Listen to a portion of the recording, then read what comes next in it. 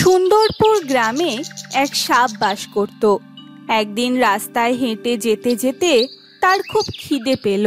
তখন সে দেখতে পেল এক গাছে মৌমাছির চাক আছে। সেই চাক ভর্তি মধু। লোভে পড়ে সাপটি গাছে ওঠে। ওই যে ওই একটা সাপ আমাদের মধু খেতে আসছে, চলো সবাই মিলে একসাথে ওকে কামড়াই। সাপ যখন মধু খাচ্ছিল তখন মৌমাছির দল একযোগে তাকে কামড় দেয়। ব্যথায় ছটফট করতে করতে সাপ গাছ থেকে নেমে যায়, কিন্তু মুখে একটু মধু নিয়ে খেয়ে দেখে, এই মধুটা কি মিষ্টি। এরপর থেকে সাপটি প্রায়ই ওই গাছের চারপাশে ঘুরতে থাকে। অপরদিকে কমল আর বিমল দুই ভাই মধুর ব্যবসা করত।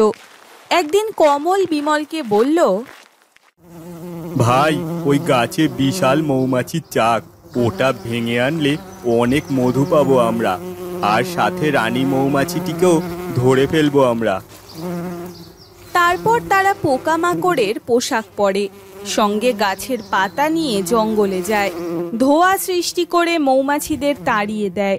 এই দৃশ্য দূর থেকে দেখে সাপটি ভাবে, লোকগুলো এখনো মধু সংগ্রহ করছে, পরে নিচে পড়া মধুই আমি চেটে দেখব।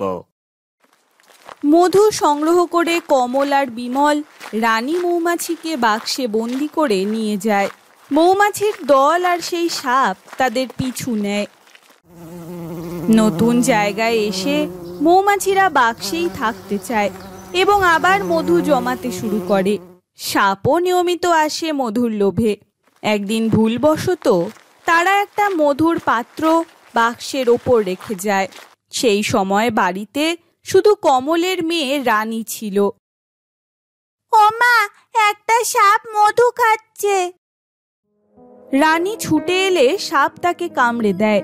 সে ব্যথায় চিৎকার করে ওঠে, কি হয়েছে মারে? ওরে বাবা, সাপে কামড়েছে দেখি। তৎক্ষণাৎ ওঝাকে ডেকে আনা হয়। এটা একটা বিষাক্ত সাপের কামড়।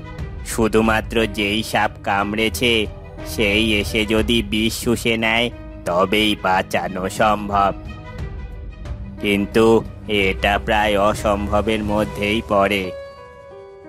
তখন ওঝা এক পরামর্শ দেয়, পদ্মপুরের মধু হলেই হতে পারে, ওটার গন্ধে সাপ নিজে থেকেই আসে। রানীর বাবা আর কাকা সেই মধু সংগ্রহ করে আনেন এবং রানীর পায়ে লাগান। সবাই ঘর ছেড়ে দূরে চলে যায়। কিছুক্ষণ পর তারা দেখে সেই সবুজ সাপ ধীরে ধীরে ঘরে ঢুকে পড়ছে। সাপটি মধু খেতে খেতে রানীর ক্ষতস্থান চেটে দেয়। মধু ফুরিয়ে গেলে মুখে বিষ উঠে আসে। বিষ খেয়ে সঙ্গে সঙ্গে সাপটি ছটফট করতে করতে মাটিতে লুটিয়ে পড়ে। দেখো, সাপটা মরে গেছে, কিন্তু রানী তো নিঃশ্বাস নিচ্ছে। হ্যাঁ, রানী বেঁচে গেছে। সাপের লোভ আজ তার নিজেরই মৃত্যু ডেকে আনলো।